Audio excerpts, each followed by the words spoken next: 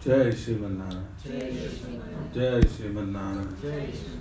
Jai Shriman Narayan. I pay my obeisances to my spiritual master, Srimad Jagat Guru Sudarshan Acharya Ji Maharaj. I pay my obeisances to Lord Sriman Narayan. I pay my obeisances to Mother Lakshmi.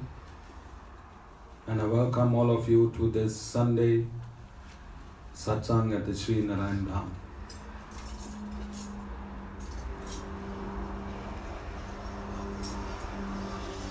We continue with our discussion of Vishishtadvaita, the absolute Vedanta, and in doing so it has become necessary to define Hinduism. What is Hinduism and who is a Hindu? So I want this to be interactive.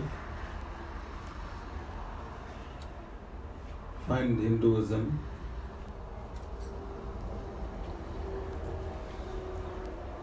Find the definition of Hinduism or concept Hinduism.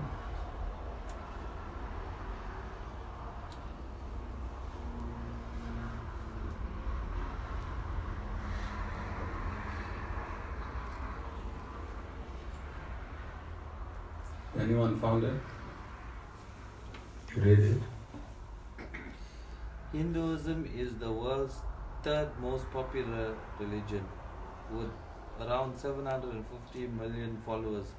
The religion of Hinduism originated in northern India, near the river Indus, about 4,000 years ago, and is the world's oldest existing religion. Hinduism is practiced by more than 80% of India's population. Okay. Look for the meaning of Hindu in the dictionary. Yes, Hindu. Hindu.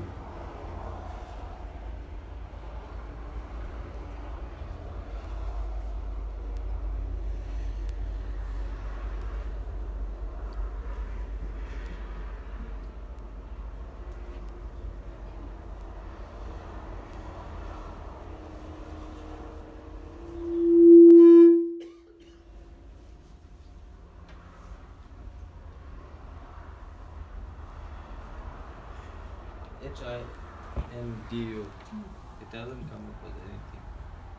Same Hinduism, but Hindi comes. Okay, look. All of you get involved that got data. Look for Sanatan Dharma.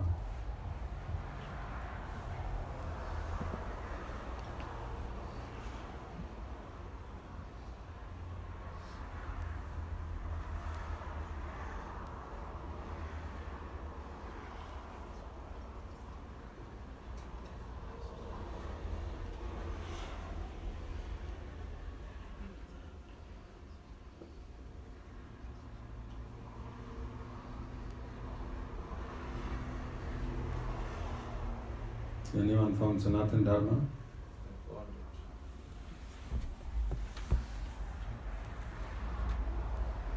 Read it, Saleh.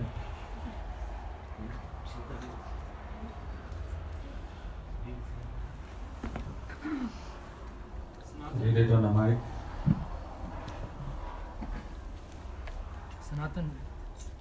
Sanatan Dharma, in Hinduism term used to denote the eternal or absolute set of duties or a religious ordained practice upon all Hindus, regardless of classes or sects.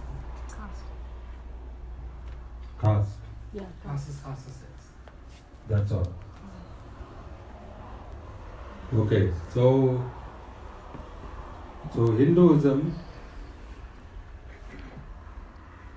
is a term coined for those who practice Sanatan Dharma.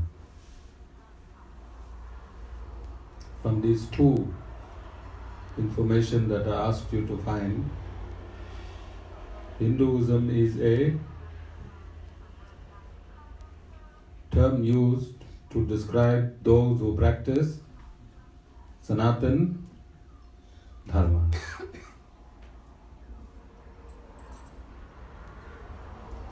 Find scriptures in Sanatan Dharma.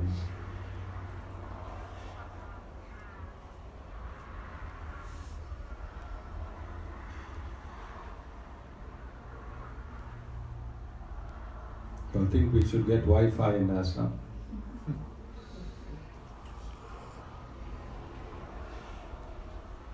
Who thinks we should get Wi-Fi in ashram? Demita? Anyone else with Demita? Sita?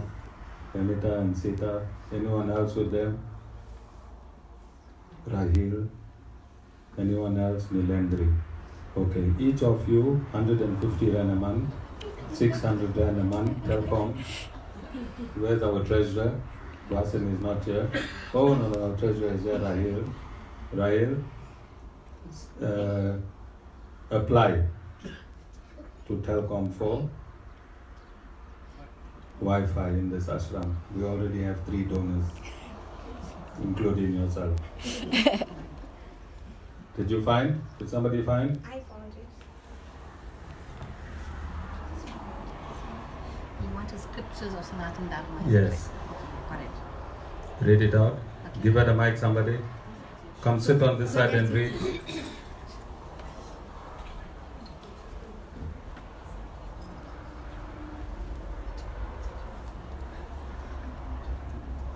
Okay, it's Hinduism is referred to as Sanatan Dharma, the eternal faith.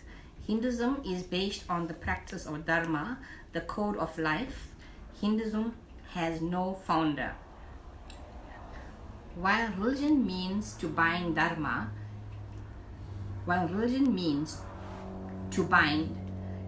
means to hold. What man holds on to is his inner law, which leads from ignorance to truth. Through reading of the scriptures, the sastras would not directly lead you to self-realization. The teachings of the seers provide a basis and a path for spirituality. Despite being the oldest religion, the truth realized by the seers proves that the truth and path provided by Hinduism is beyond time.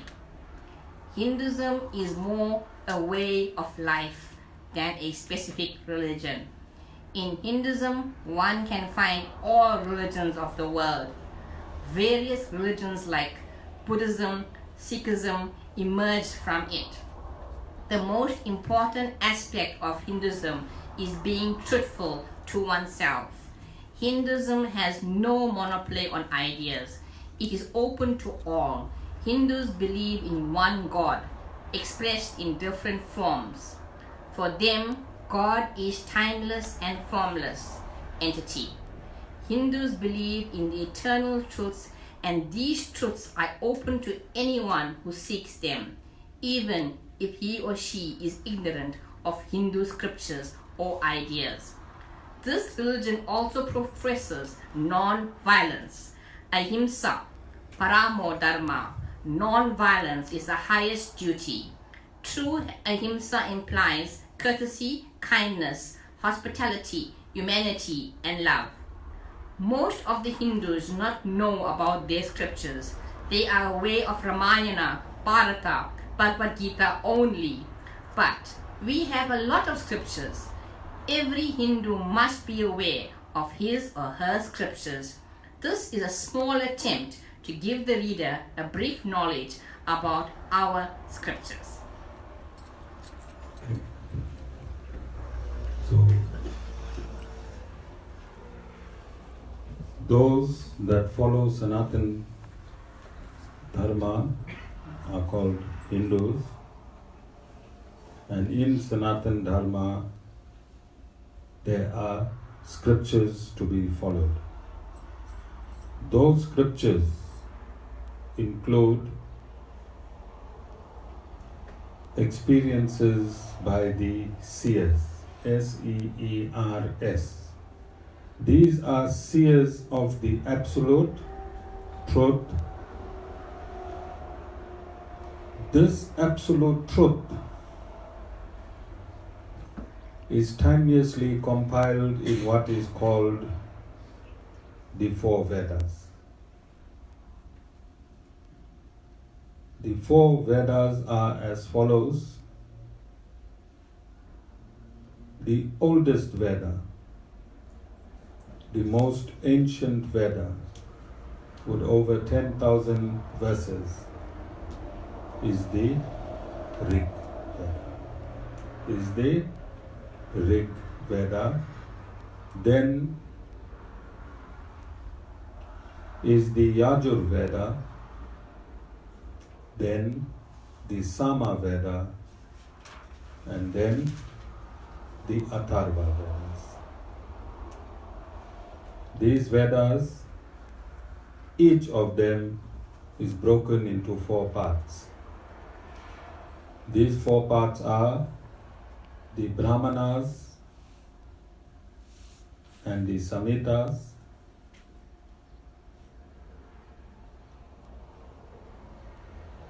the Aryanakas and the Upanishads.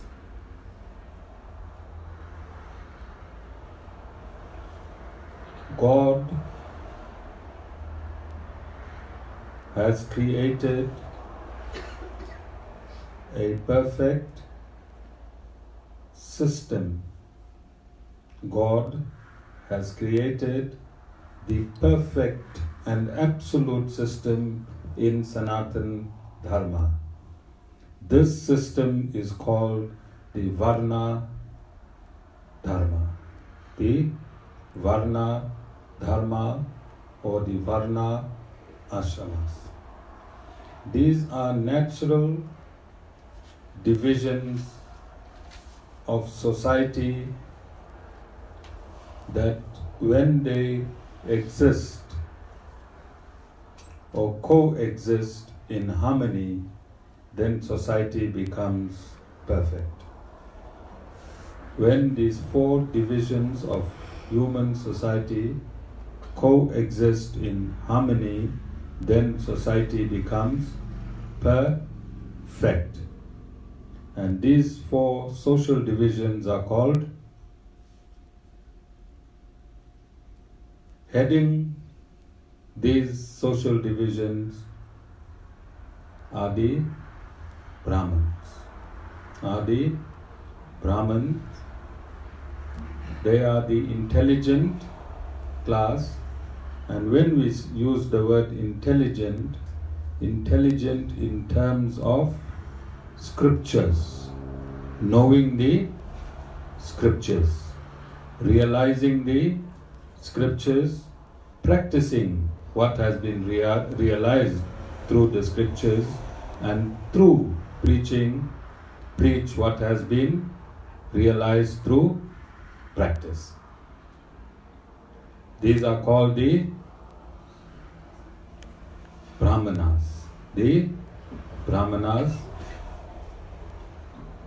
The next social order are the Kshatriyas,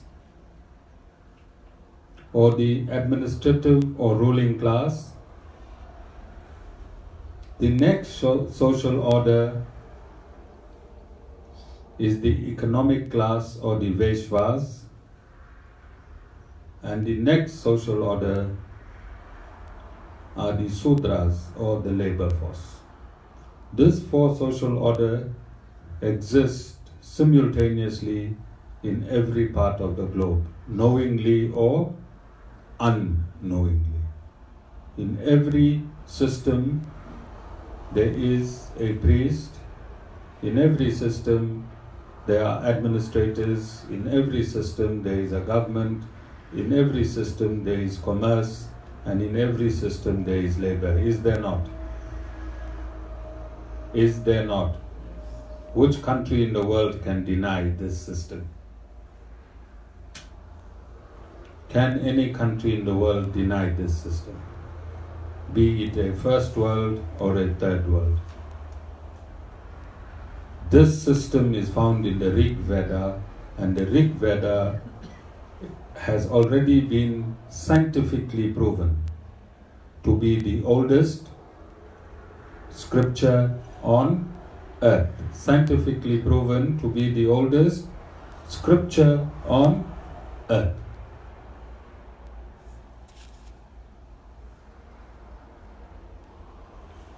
What is the definition of language?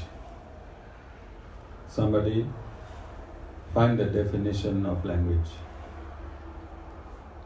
And whilst that person is finding the definition of language, somebody else find the definition of knowledge.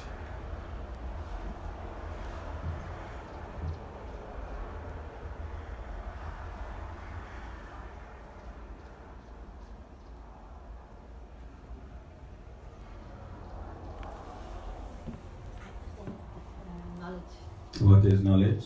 You have to sit to the mic if you want to.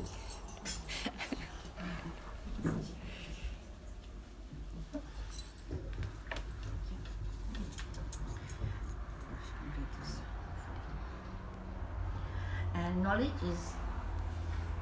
it's actually a noun, they say. It's facts, information and skills acquired through experience or education. The theoretical or practical understanding of a subject.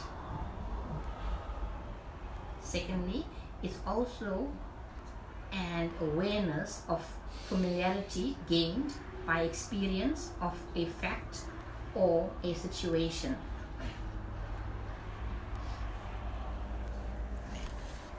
Okay, sit there. Right. Sit down. Yeah, okay. What else I asked you? Language. What is language? I'm getting to it. Why only you? No problem. You found language. Ryu has it. Language is also a noun. It says the method of human communication, either spoken or written, consisting of the words in a structured and conventional way.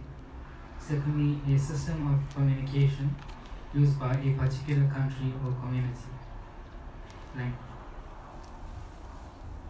Is language and knowledge the same thing? Is language and knowledge the same thing? The definition of language, the definition of knowledge is different. Language is means of communication, spoken in certain communities. Also, there is another type of language called,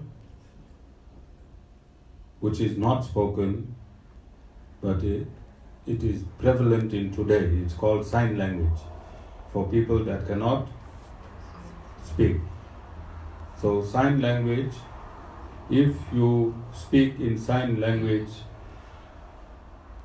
and if knowledge was given in a particular language, if knowledge was initially given in a particular language and that person cannot speak, can that person use sign language to express the original knowledge given in another language? Okay, let me explain. The manufacturer of a car, he writes a handbook on how the car has been specifically manufactured. He writes a handbook and he's from Germany and this car is a Mercedes-Benz. So he speaks in German and he expresses in the German language through a handbook on how a car was manufactured. On how a car was manufactured. Then a person who cannot speak,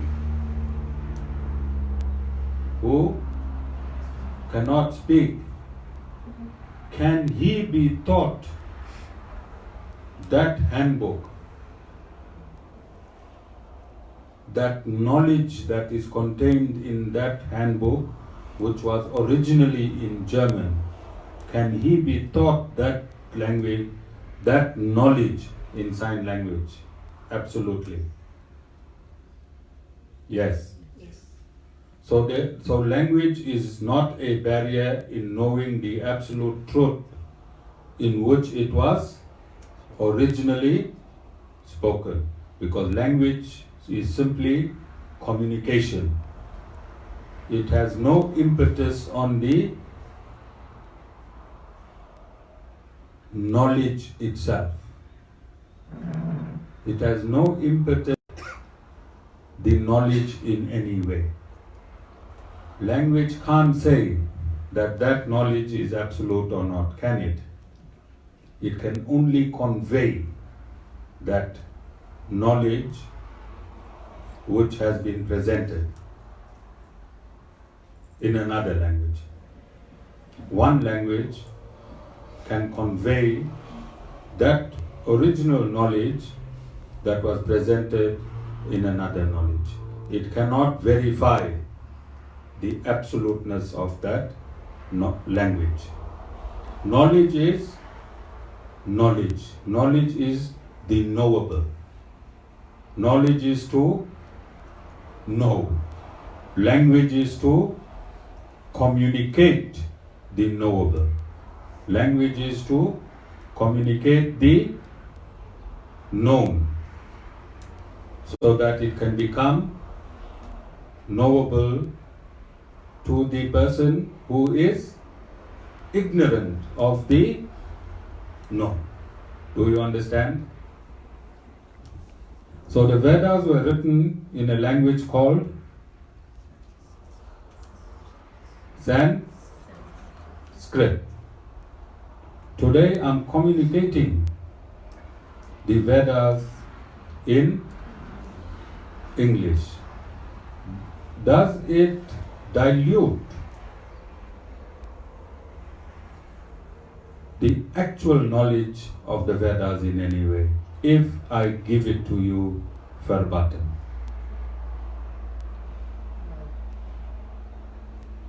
So is it necessary to know the Vedas only in Sanskrit?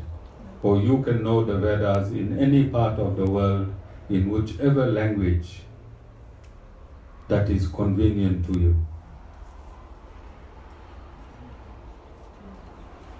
You can know the Vedas in any part of the world, in whichever language that is most convenient to you. Is it not? If a scientist makes a discovery in the Malaysian language, if a scientist makes a discovery which is absolute in the Malaysian language, then can the French use that absolute knowledge in understanding it through the language of the French? They can. Are you understanding? So it is not necessary. Common sense and logic will tell you it is not necessary for you to know the language of the origin of knowledge or a discovery. Common sense. Common sense and logic will tell you that the Vedas, to know the Vedas, you do not need to know Sanskrit. To know the Vedas, you do not need to know Sanskrit. Somebody has already translated the Vedas. And in today's day and age, the computers, there's also translators on computers. There have been born many saints from the direct line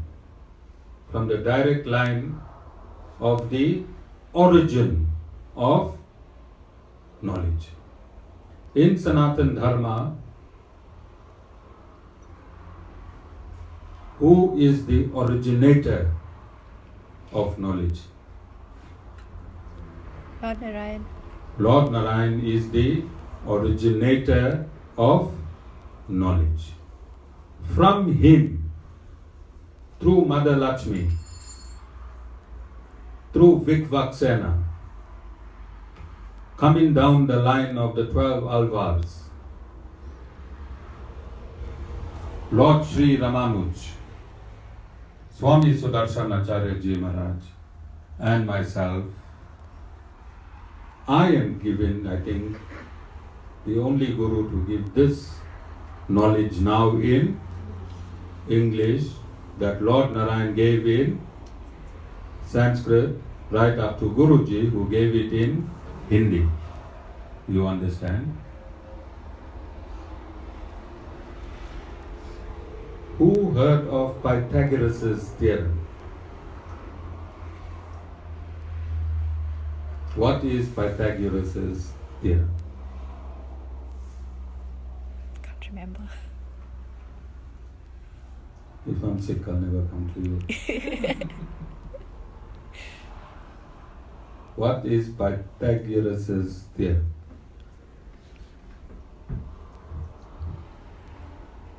And what is his country of birth? What is his language? Do a research.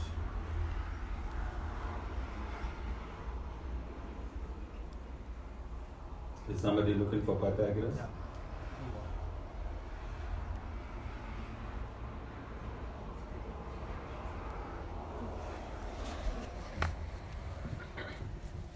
Pythagoras theorem. It named after the Greek magician Pythagoras, states that if The great mathematician or the magician. Greek mathematician Okay, I don't like magician. mathematician Pythagoras states that if we let C be the strength of the hypotenuse and A and B be the length of the other two sides, the theorem can only be expressed as an equation. That's all it gives. And what is the equation? Come on, madam. All of you did math.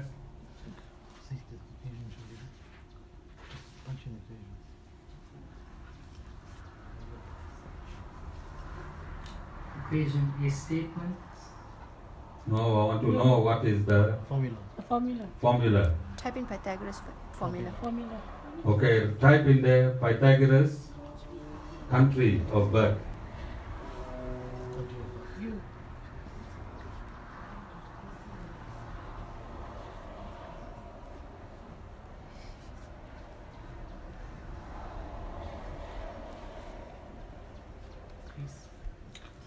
Greece. Greece. So, how in what year was this theorem formulated or found?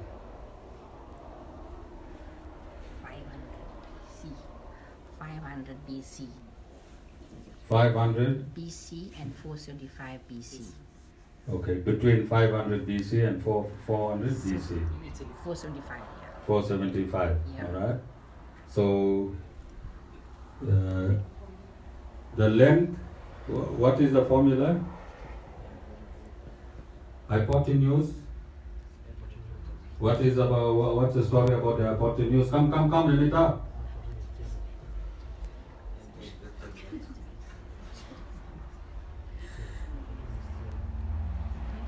The length times A is equal to D. Yeah, then she must say it. Say it. Say it loud. Hypotenuse squared is equal to the sum of the squares on the other two sides. Okay, that is Pythagoras' theorem. In what language did you express it now?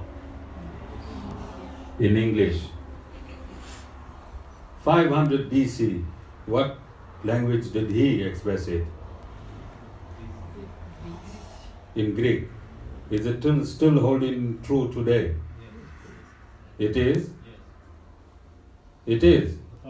The formula is still holding true. You can't kick it out because it's ancient and it was formulated when? 500 BC. If that formula was not compiled in 500 BC, will that truth be still holding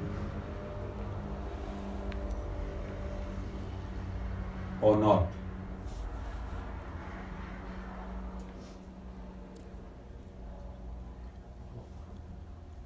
Sorry? Okay, if Shalen, now this is for Shalen, I want to make it as practical as possible. If I send you to the Blue Lagoon, which is a beach in Durban, and I ask you to taste the water, and this is the first time you are tasting that water, what will you tell me how the water is tasting? Salty. Prior to your tasting the water, was it salty, or only after you tasted it, it became salty? It was always salty, it's just that you tasted it today. So the theorem that Pythagoras found was always existing. It's just that he found it in 500 years ago. Do you understand? All of you understand? It was always existing. It is only relative to his finding. It is only relative. That truth is relative to his finding. All of you understand? Similarly, the Vedas has always been existing.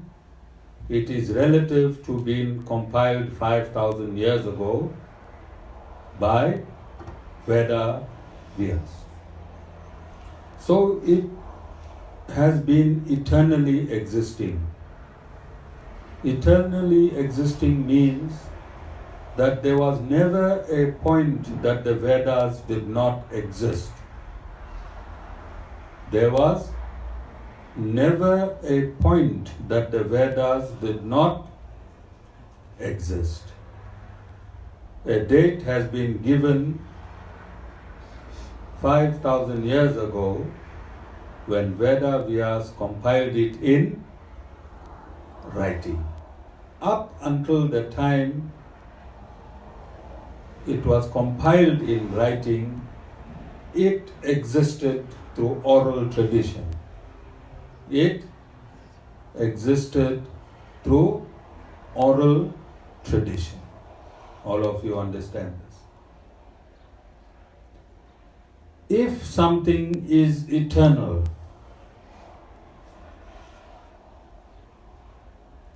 can a human being change that which is eternal? Look for the word opinion.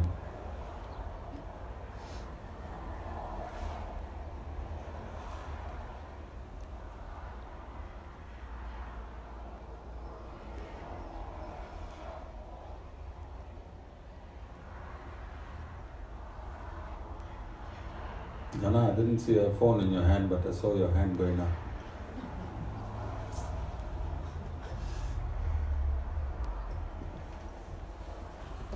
Opinion. A view or judgment formed about something, not necessarily based on fact or knowledge. Example, in my opinion. Okay.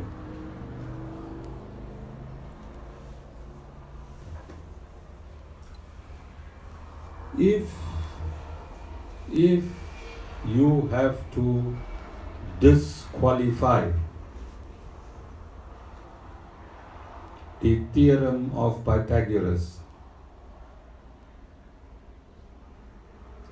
if you had to disqualify the theorem of Pythagoras, how are you going to do it?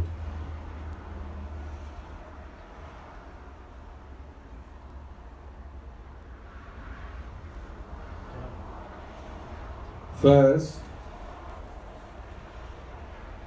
the first thing you have to do is learn the theorem of Pythagoras. You have to realize the theorem of Pythagoras. After you realize through going over it from every angle,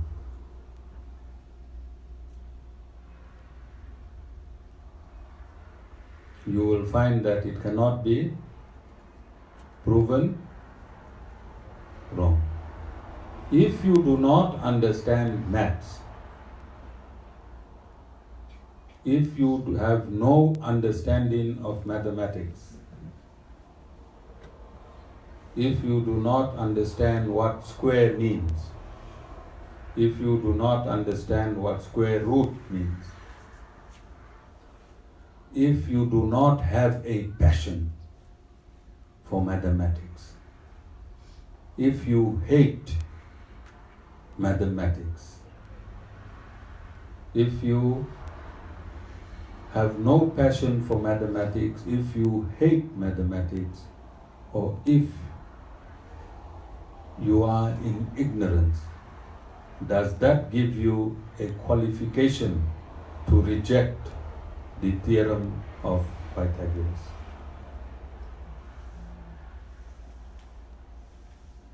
No?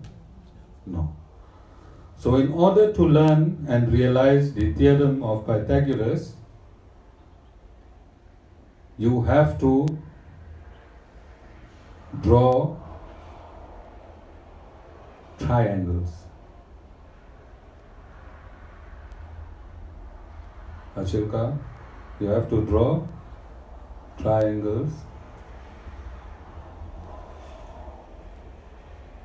and the sum total of the two shorter sides must equal to the longer side. Sum total of the two shorter sides must equal to the longer side. So you have to realize this, isn't? How do you realize it?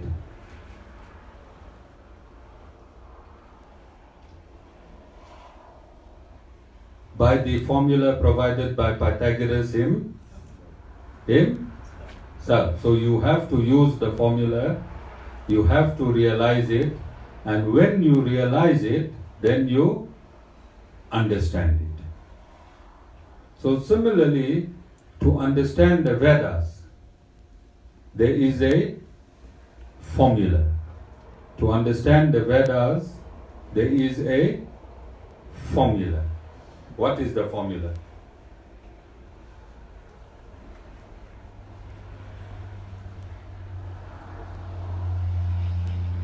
To find a guru to teach you. Firstly, to learn the theorem of Pythagoras, you need to find a maths teacher who knows the theorem of Pythagoras. Logic, common sense and logic.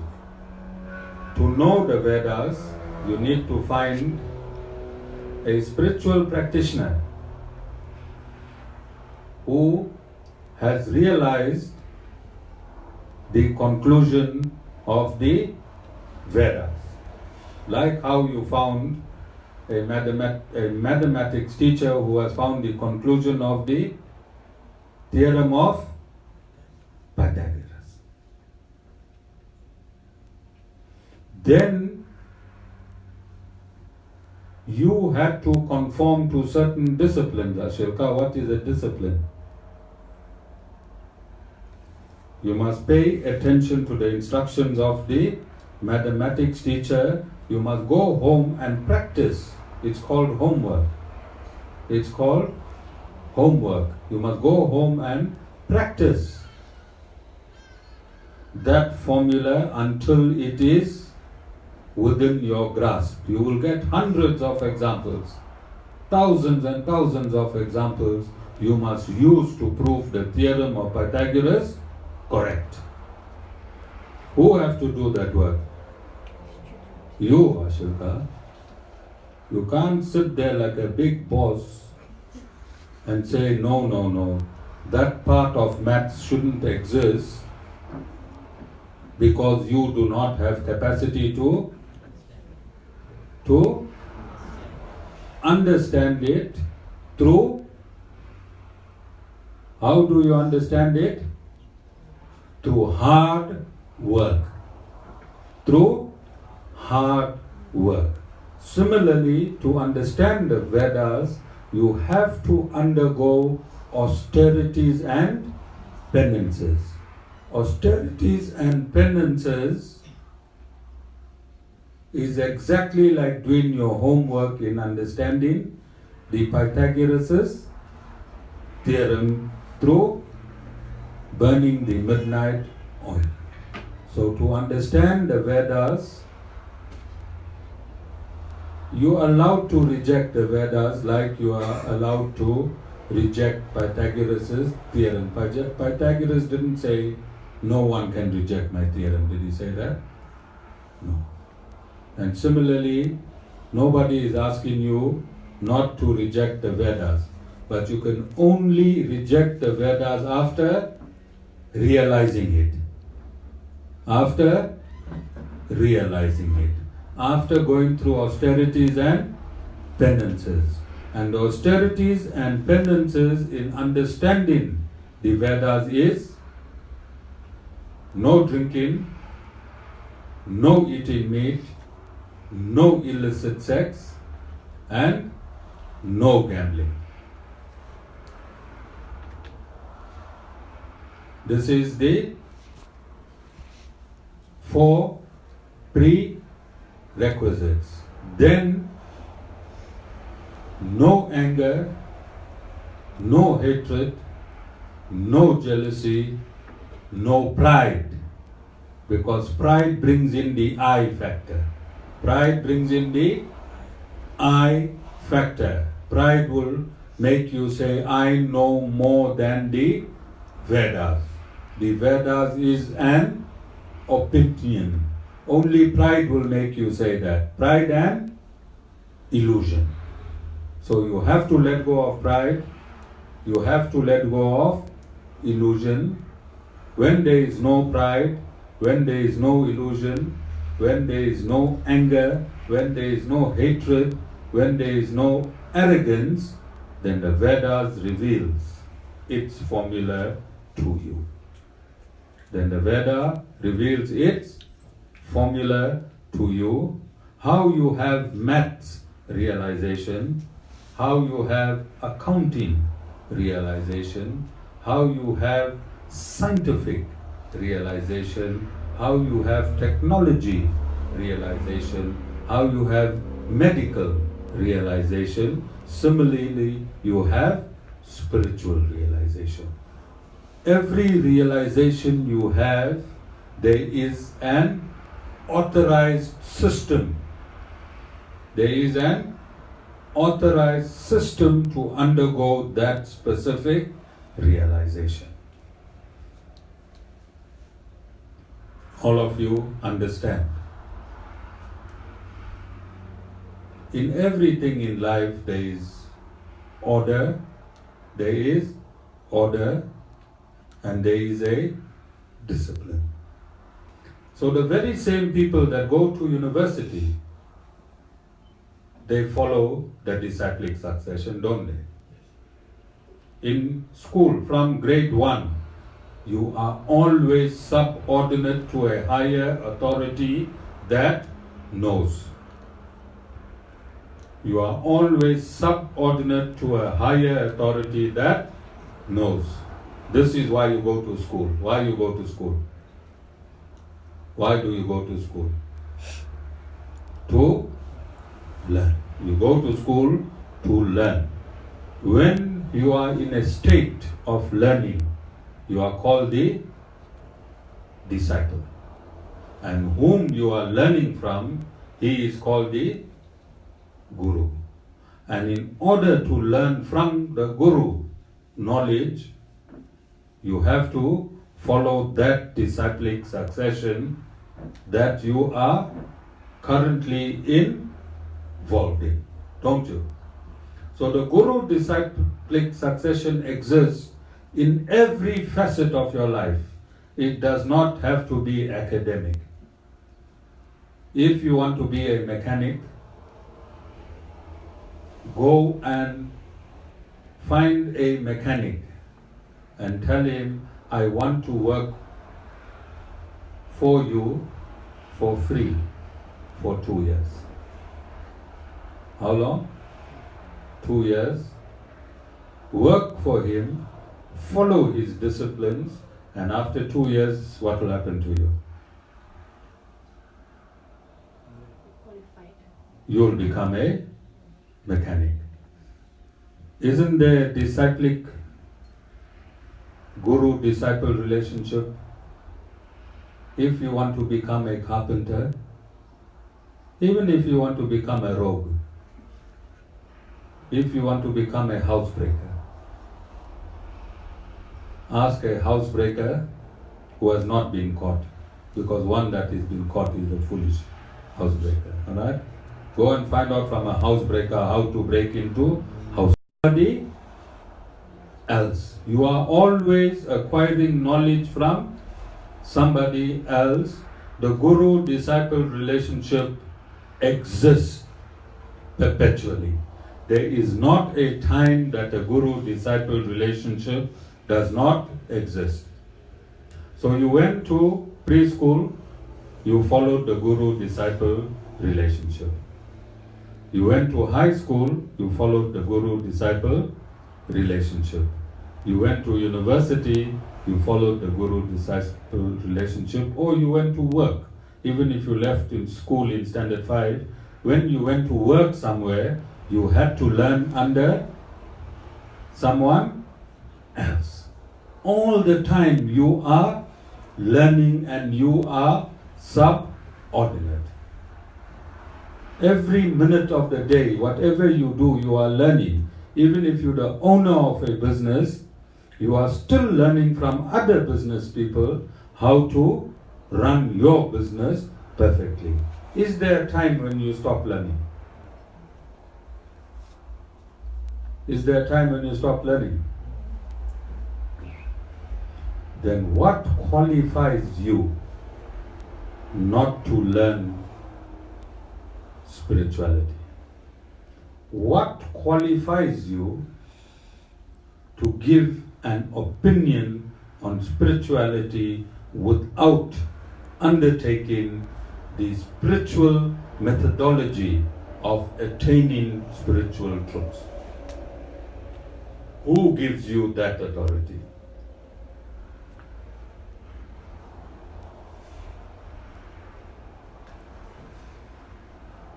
Even when you needed to go to the toilet, it was a guru-disciple relationship. Your mother taught you how to sit in a toilet seat. That you didn't know.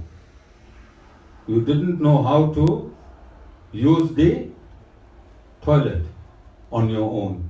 Who knew? Ashoka knew how to use the toilet on your own. Ashoka, did you know how to use the toilet on your own? Yes, you don't know how to use your toilet on your own. But all of a sudden, you know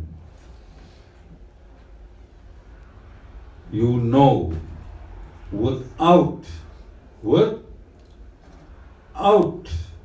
undertaking practice in spirituality who God is or isn't. The creator of this great cosmos. Rishi, from the time you are born, you ever heard of the moon falling? You ever heard of the sun falling? You ever saw the sun rising in the west? No? But you did not know how to go to the toilet on your own. Can you give any can you become an authority on the cosmos? If you could not go to the toilet on your own, can you become an authority on the cosmos?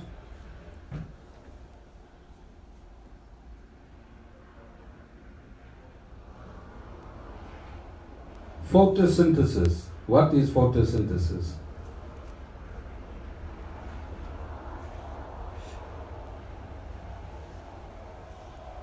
It's a conversion of carbon dioxide using chlorophyll to make oxygen. And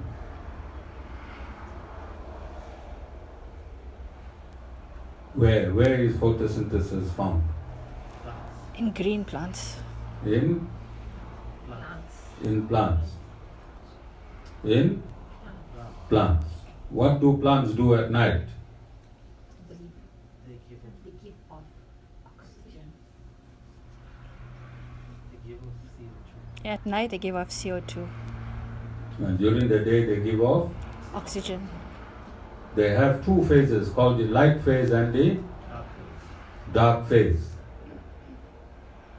And Rishi Bhai doesn't care, he just eats deep bhaji.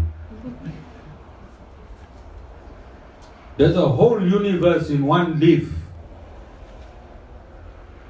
There's a whole system that's taking place inside a leaf.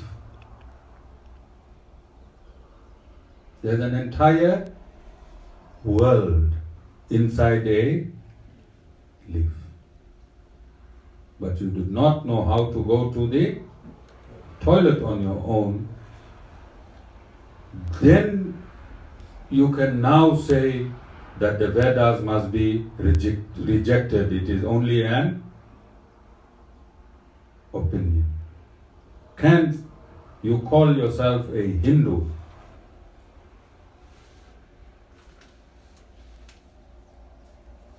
and say that the Vedas must be rejected? Can the Vedas ever get outdated? Only material knowledge can get outdated. Spiritual knowledge can never get outdated. Only material knowledge can get outdated, and you can update your material knowledge. You can update your material knowledge.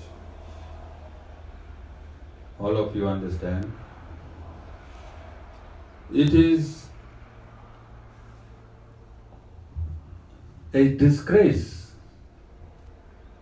to call yourself a Hindu and reject that scriptures that's supposed to be binding you to Sanatan Dharma. Don't you think? Don't you think? Can a Muslim claim to be a Muslim yet rejects the Quran as an opinion? What binds the Muslim to call himself a Muslim? The Quran. What binds a Christian to call himself a Christian? And what binds a Hindu to call him or herself a Hindu? The Vedas. And if you reject the Vedas, can you call yourself a Hindu? You understand? But yet you followed all the other disciplines in life. You went to grade R, you went to high school, you went to university, you followed the subordinate system of acquiring knowledge.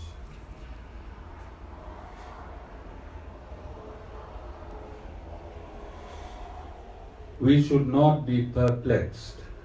We should not be perplexed when somebody does this in Sanatan Dharma. Why not?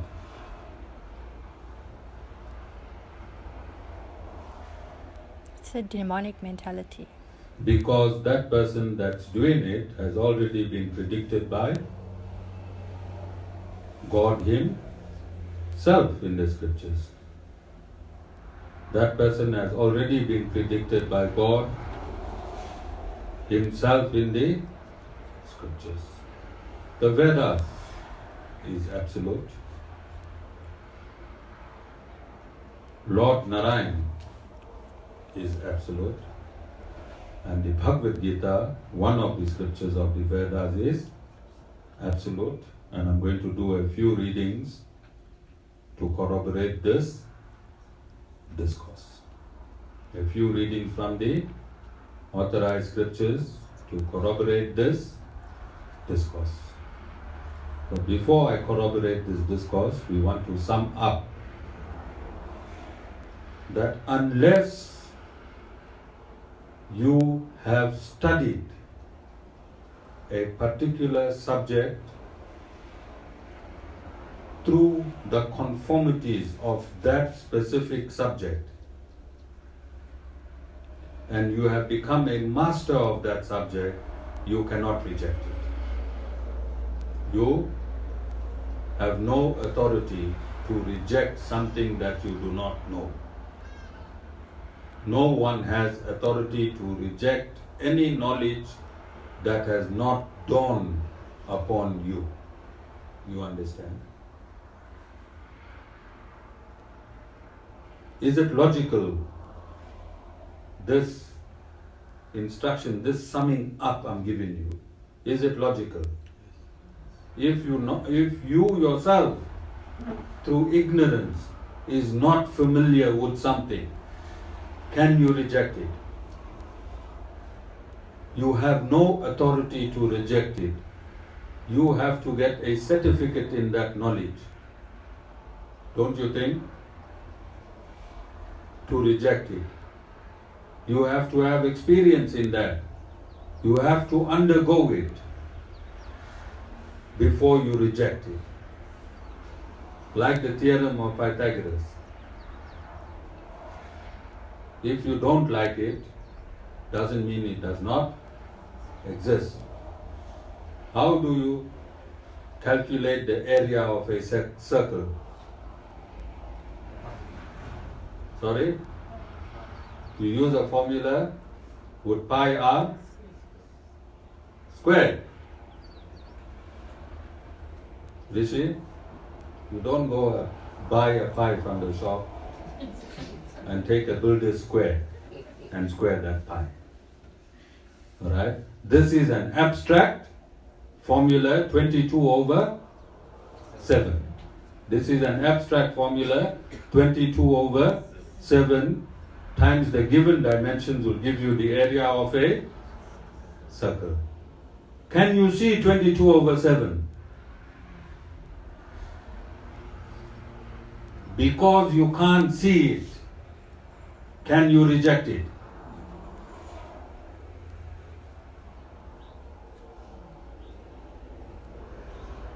You understand? All these formulas are found in the Vedas. Cotan. Can anyone see cotan?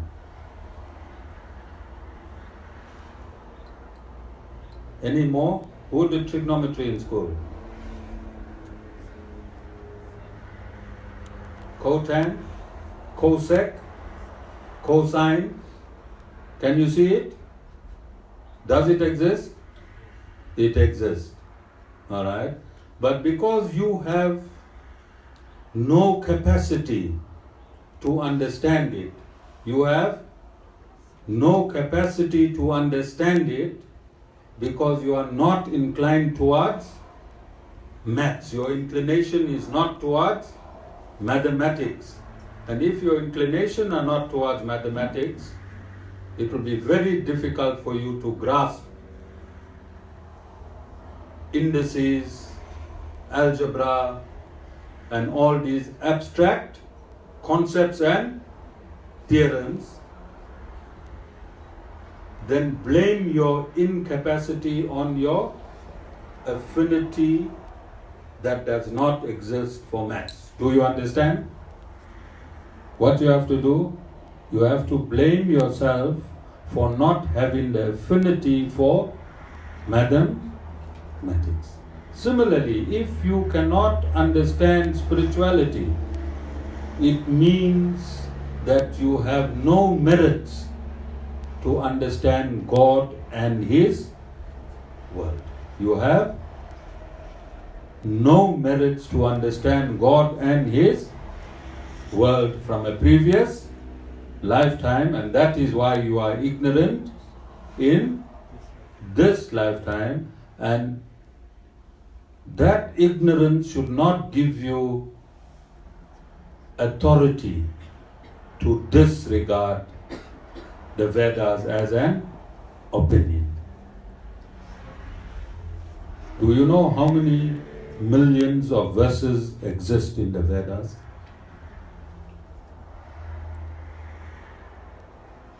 Do you know how many million verses exist in the combination of all Vedic knowledge? You think so many millions of verses can be an opinion?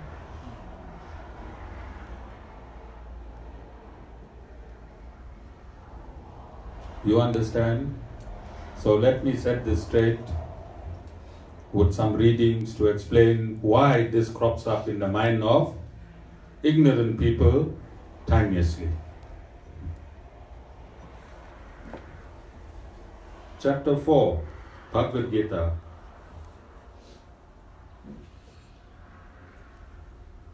Thus handed down in succession, chapter 4, verse 2. Thus handed down in succession, the royal sages knew karma yoga, but with the long lapse of time, O Arjuna, that yoga was said to be lost to the world. Alright?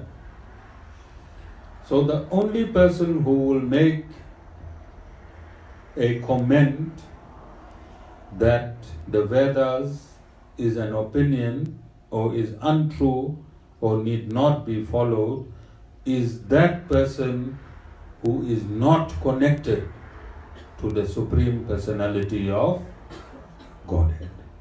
Because that disciplic succession, where knowledge of God is communicated in its absolute form, had broken down,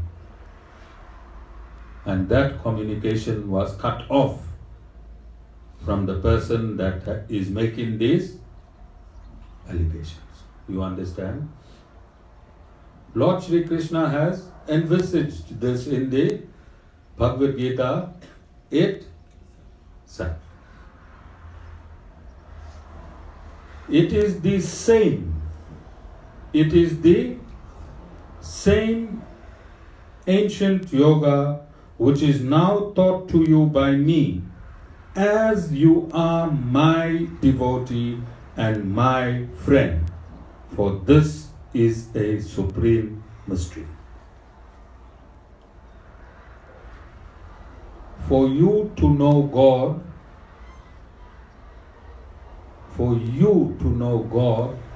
you have to be God's friend. To be a friend, what it means to be a friend? That means you are on the same page as God. But more than friend, you have to be a devotee.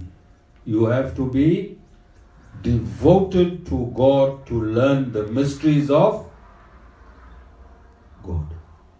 This is a Vedic injunction. And Lord Sriman Narayan is explaining to Arjuna that this knowledge of karma yoga has been lost to you over lapse of time.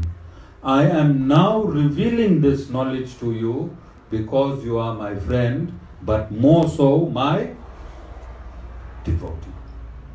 You understand? To reconnect to the knowledge of God, you cannot be outside His system. To understand the theorem of Pythagoras, you cannot be outside mathematics. You cannot be, you have to be inside mathematics to understand the theorem of Pythagoras. You have to be devoted to your maths teacher. You have to be devoted to your maths teacher, and through your devotion, this secret formula will be revealed to you. When it's revealed to you, it's no longer a secret. Up until the time you were ignorant of the theorem of Pythagoras, it has been a secret. Secret means that which has not been revealed to you. Similarly, up until the time you are ignorant, you will have no knowledge of God. When you come within the system of God, internally, not superficially from the outside, internally, and coming through the system internally, you have to have devotion for God and submit to a bona fide spiritual master. Then these secrets will be revealed to you, and you will learn that the entire Upanishads is eternal. It has no beginning, no end, and whatever is eternal cannot be an opinion. Okay? And the last verse.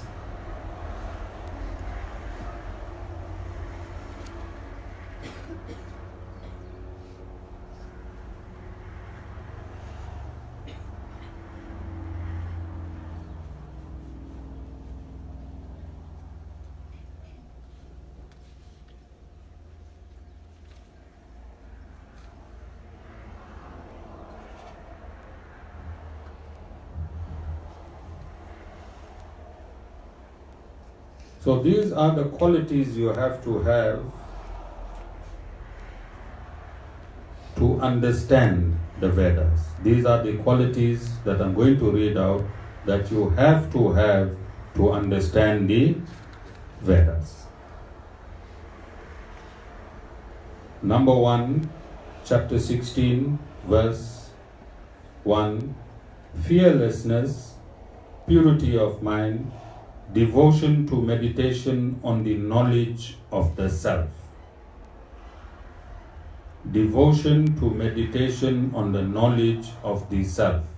What is that? Devotion to meditation on the knowledge of the self. You must know that you are not this body, you are the soul.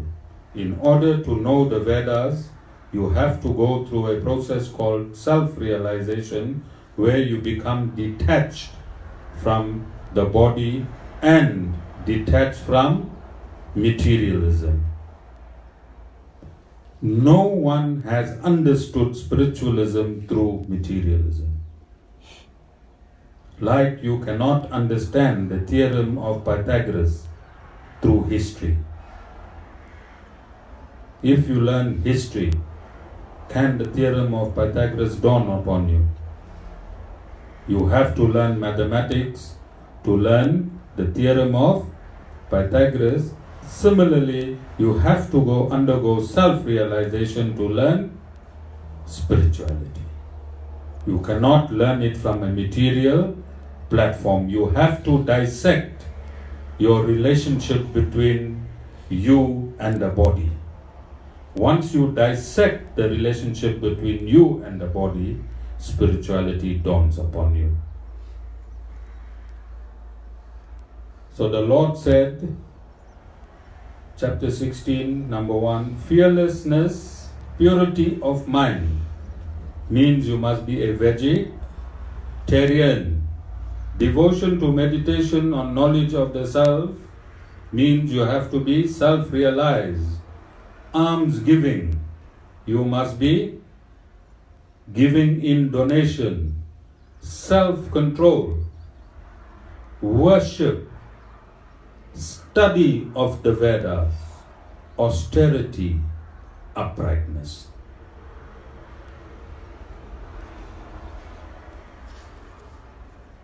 Number 2, non-injury, truth, freedom from anger, renunciation, tranquility, non-slandering others, compassion to all beings, freedom from desire, gentleness, the sense of shame, freedom from fickleness. You must be shameful if you come out of the bounds of these prescriptions. You must be shameful, the sense of shame. You must have shame if you come out of these principles.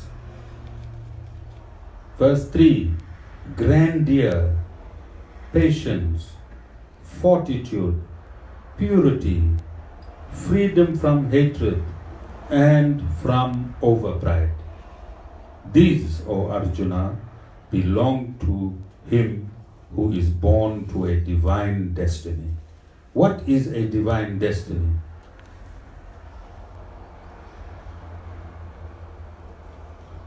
Divine destiny is God. Divine destiny is Lord Sriman Narayan. In order to go and be a divine personality and find Lord Sriman Narayan, you have to study the Vedas. You have to study the Vedas. You have to go through self-realization. You have to undergo austerities and penances. Then only you can find God. You do not have the capacity.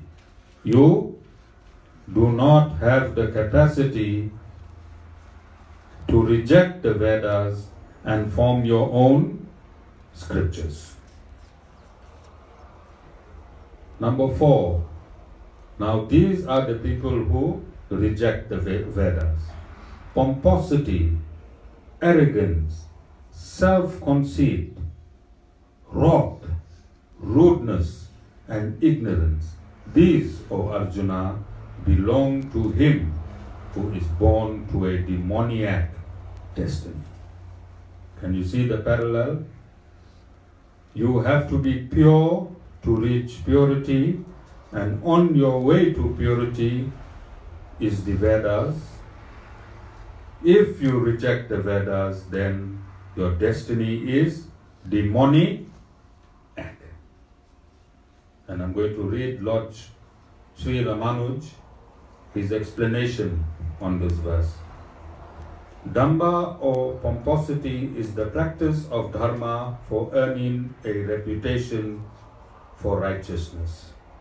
Arrogance is the elation caused by the pleasure of sense objects and the consequent inability to discriminate between what ought to be done and what ought not to be done. Self-conceit is the estimation of oneself in a measure not unwarranted by one's education and birth. Wrath is the sense of antagonism causing injuries to others. Rudeness is the nature of causing grief to saints and sages. Ignorance is incapacity to discriminate between high and low forms of conduct and principles, and also between what ought to be done and what ought not to be. These are the qualities that are found in one born for a demoniac destiny. Asuras are those who rebel against the commandments of the Lord. Are there any questions? Are there any questions? This discourse is not an opinion of myself, neither is it an opinion of my spiritual master Srimad Jagat Guru Sudarshanacharya Ji Maharaj, neither is it an opinion of Lord Sri Ramanuj, neither is it an opinion of the Sri Ramanuj Sampradaya. This discourse is the absolute truth, unshakable, unparalleled, and unsurpassable. This discourse is rock solid. Jai Shri Narayan.